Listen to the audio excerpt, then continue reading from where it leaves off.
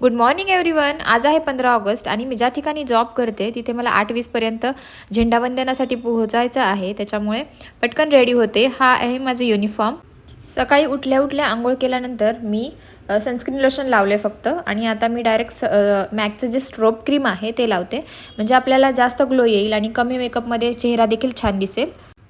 Strobe क्रीमनंतर मी PSCचं foundation लावले, जे माझं शेड आहे, आणि हातानेच ब्लेंड केलं आहे मी सगळं. कारण पटपट जर आवरायचं असेल तर तुम्हाला ब्युटी ब्लेंडर आणि ब्रश हे सापडण्यातच वेळ जाईल. त्याच्यामुळे फाउंडेशन लावल्यानंतर मला आर्यन उठायच्या आतच सगळं आवरायचं होतं. त्याच्यामुळे इतकं फास्ट आवरलं मी.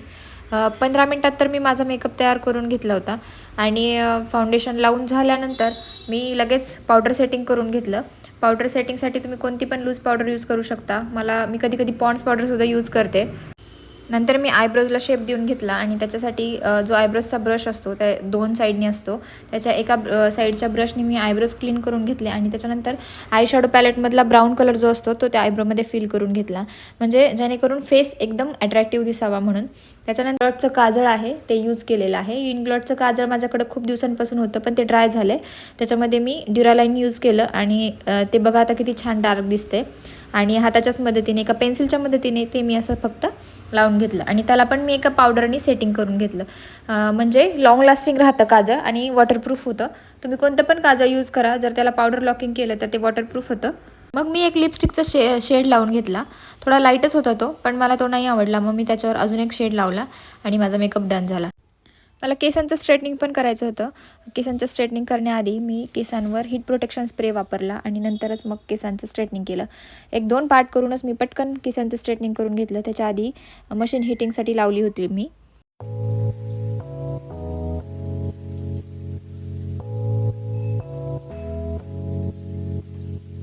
झालं आहे आता माझं आवरून, पण त्याच्या आधी तुम्हाला माहीतच असेल की शेवटी स्मेल गुड खूप इम्पॉर्टंट आहे.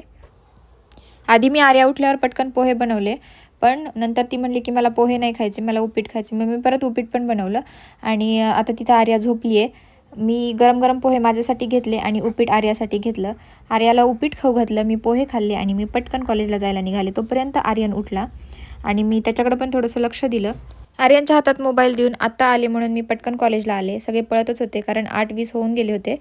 आणि त्याच्यानंतर मी पण व्लॉगच बनवत होते. थोडासा व्लॉग बनवला. सगळ्यांनी झेंडावंदन केलं आणि राष्ट्रगीताला सगळे उभे राहिले.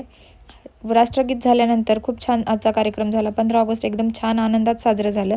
कसा वाटला आजचा व्लॉग हे नक्की मला कळवा.